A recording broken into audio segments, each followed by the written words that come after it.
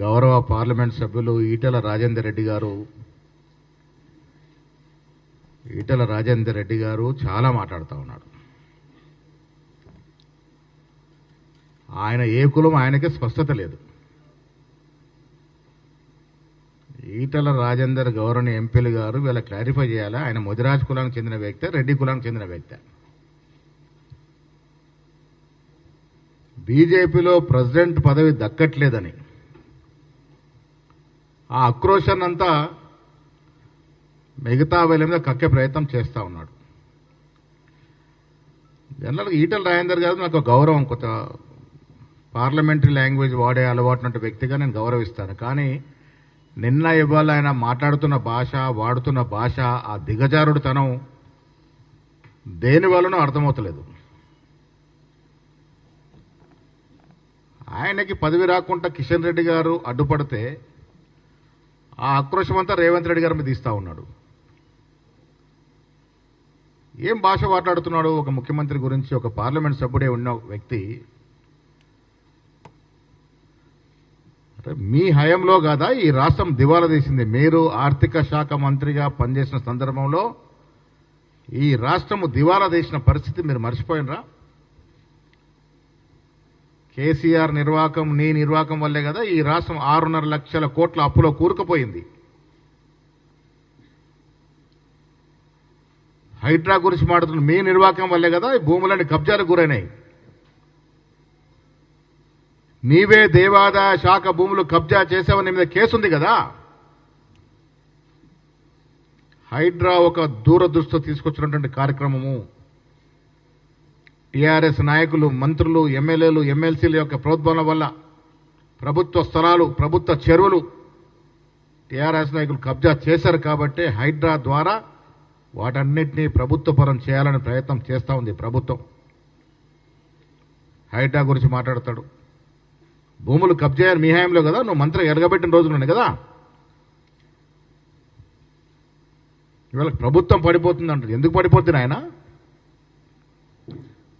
మీరు బీసీగా ఉండి ఆనాడు కేసీఆర్కి అడుగులకు మడులు దొత్తి బీసీలకు చేయలేకపోయినారు కాబట్టి ఇలా కుల సర్వే చేసినందుకు ప్రభుత్వం పడిపోతుందా? సగర్వంగా 42% రిజర్వేషన్ బీసీలకు ఇచ్చినందుకు ప్రభుత్వం పడిపోతుందా? మహిళలకు ఉచితంగా బస్సు ఇచ్చినందుకు పడిపోతుందా? సన్న బియ్యాల కార్యక్రమం ప్రపంచ చరిత్రలో ఎక్కడ లేని విధంగా సన్న బియ్యాల కార్యక్రమం ప్రారంభించినందుకు పడిపోతుందా? 500 బోనస్ ఇచ్చినందుకు పడిపోతుందా? 60,000 ఉద్యోగాలు ఇచ్చినందుకు పడిపోతుందా? కేసీఆర్ హయాంలో చాతగాని మంత్రులుగా, దద్దమ్మలుగా ఉన్నటువంటి మీరు ఇక్కడ తీసి తగిలేసి మీరు బయటకు తన్నేస్తే బీజేపీ పార్టీలో పోయినారు.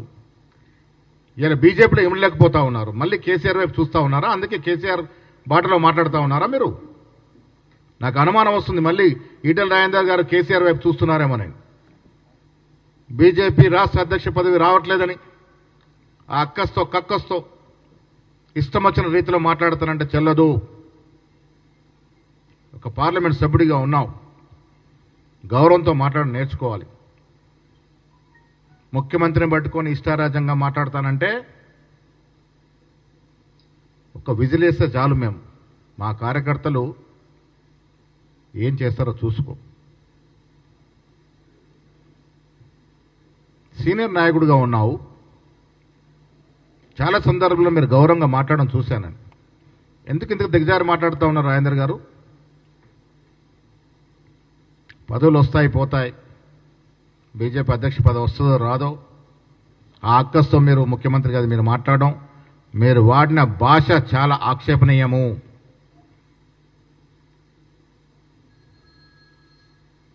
ఎన్నేళ్ల రాజకీయ జీవితంలో ఏం నేర్చుకున్నారు మీరు? చదువుకున్నవారు. సంస్కారాన్ని మంట కలిపే విధంగా మాట్లాడడం అనేది మంచి పద్ధతి కాదనే మాట ఈ సందర్భంగా మనవి చేస్తూ ఉన్నాను. హైదరాబాద్కు సంబంధించి రాబడి గురించి మాట్లాడుతూ ఉన్నారు. హైదరాబాద్ ఉమ్మడి రాజకీయం రానిగా ఎవరు చేశారు? కాంగ్రెస్ పార్టీ కదా. కాంగ్రెస్ పార్టీ తెలంగాణ ఇచ్చినట్టు హైదరాబాద్ ఉమ్మడి రాజకీయం పెడితేనే కదా ఇవాళ మనకి అధిక ఆదాయం హైదరాబాద్లో వస్తూ ఉంది. ఇది మర్చిపోయి మాట్లాడుతూ ఉన్నారు. ధనిక రాష్ట్రంగా పుట్టిన తెలంగాణని ఆనాడు అలీబాబా చాలీస్ చోర్ గ్యాంగ్లో నువ్వొక మెంబర్. ఈ రాష్ట్రాన్ని దివాలా తీసి ఈ రాష్ట్రాన్ని మంటగలిపిన చరిత్ర కేసీఆర్ ఫ్యామిలీ, కేసీఆర్ యొక్క అలీబాబా చాలీస్ చోర్లో నువ్వొక మెంబర్. మీకు ఇవాళ రాష్ట్రం గురించి, రాష్ట్ర అభివృద్ధి గురించి మాట్లాడే అర్హత ఎక్కడది? ముఖ్యమంత్రి గారి గురించి మాట్లాడే అర్హత ఎక్కడది? రేవంత్ రెడ్డి గారిని ప్రజలు మెచ్చి నచ్చి ఎన్నుకున్నారు, ముఖ్యమంత్రి చేశారు. ప్రజలకు అనుగుణ పాలన జరుగుతూ ఉంది. ఉద్యోగాలు కావచ్చు, సంక్షేమం కావచ్చు, విద్యా వైద్య రంగంలో అభివృద్ధి కావచ్చు,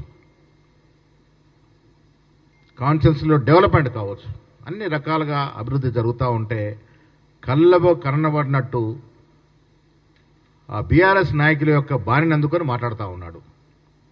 ఈయన మాటలకి బీఆర్ఎస్ నాయకులు కేటీఆర్ మాటలకి ఏం తేడా లేదు. నాకైతే బీజేపీ నాయకుడిలాగా కాదు, పాత బీఆర్ఎస్ నాయకులాగానే మాట్లాడుతున్నాడు కనబడతా ఉంది. ఇవాళ ఆర్థిక మాధ్యమం ప్రపంచవ్యాప్తంగా ఉంది. అమెరికాలో ఆర్థిక మాధ్యమం ఉంది, విదేశాల్లో అంతటా ఉంది, మన దేశంలో ఉంది. టీఆర్ఎస్ హయాం ఉన్నప్పుడు స్టార్ట్ అయిన ఆర్థిక మాధ్యమం ఇప్పుడు నడుస్తూ ఉంది. దాన్ని అధిగమించి ఇవాళ రాష్ట్రాన్ని పాలిస్తూ ఉంది కాంగ్రెస్ పార్టీ. ఆర్థిక నిపుణులతో చక్కగా చూడిచి ఇవన్నీ చేస్తూ ఉన్నటువంటి సందర్భం. మాటికి అభివృద్ధి గురించి, ముఖ్యమంత్రి గురించి కిషన్ రెడ్డి గారు, సంజయ్ గారు, రాజేందర్ గారు ఏం మాట్లాడుతూ అర్థమవుతలేదు. అడుగు అడుగున అడ్డుపడుతుంది బీజేపీ. రాష్ట్ర అభివృద్ధికి అడ్డుపడుతుంది ఎవరు? కిషన్ రెడ్డి, ఈటెల రాజేందర్ మీ గ్యాంగ్ కాదా? మెట్రోకు నిధులు వస్తారంటే అడ్డుపడతారు, రెగ్యులర్ రింగ్ రోడ్కి నిధులు ఇస్తారంటే అడ్డుపడతారు. రకరకాల కార్యక్రమాలకు అడ్డుపడుతూ ఇవాళ మీ రాజకీయాల కోసం, మీ పబ్బం కోసం మీరు ఇష్టం వచ్చిన రీతిన మాట్లాడితే మంచిది కాదు. సుదీర్ఘ రాజకీయం అనుభవం పొంది ఉన్నారు మీరు. ఈ రకంగా ఎందుకు మాట్లాడుతున్నారో మీరు ఒకసారి స్మరణ చేసుకోవాల్సిన అవసరం ఉన్నది.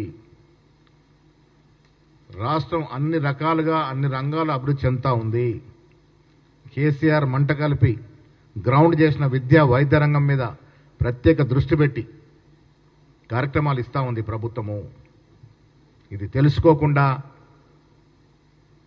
అడ్డం వచ్చినట్టుగా మాట్లాడుతూ ఉన్నారు, ఇష్టం వచ్చినట్టుగా మాట్లాడుతూ ఉన్నారు. ఎక్కడ ఒక అవకాశం దొరికితే చాలు విషం చుమ్ముతా ఉన్నారు.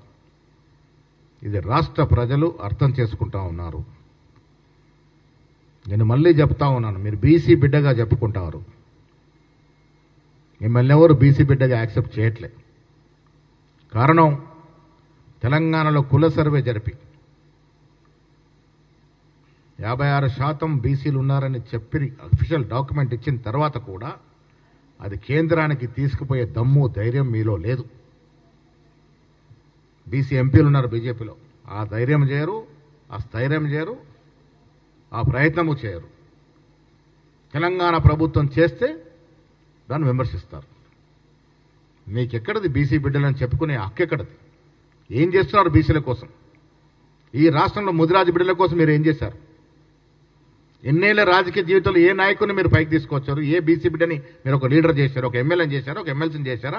ఇన్నేళ్ళు మంత్రిగా ఉన్నారు కదా మీరు, టీఆర్ఎస్లో అవకాశం తీసుకున్నారు కదా. ఏ ఒక్క నాయకుడిని పైకి తీసుకొచ్చారు మీరు? మీరు బీసీల గురించి మాట్లాడతారు. సద్విమర్శ చెయ్యండి. మాకు, మా ముఖ్యమంత్రికి, మా మంత్రులకి భేషజాలు లేవు. తప్పులు ఎత్తి చూపండి, సరైన మార్గంలో, సరైన పద్ధతిలో సరిదిద్దుకుంటాం.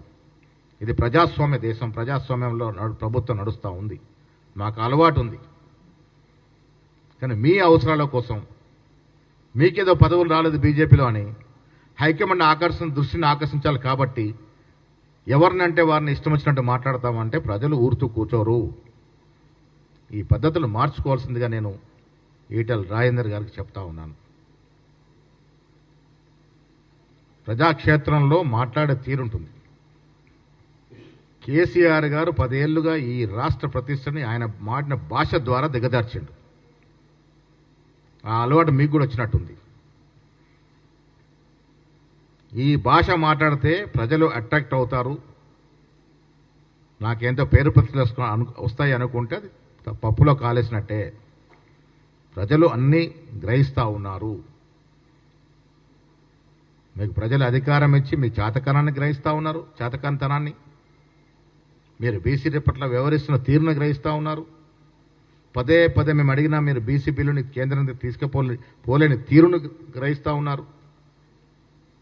ప్రజలు చూస్తూ కూర్చోరు. వాస్తవాలు మనం బయట చెప్పాల్సిన అవసరం ఉన్నది.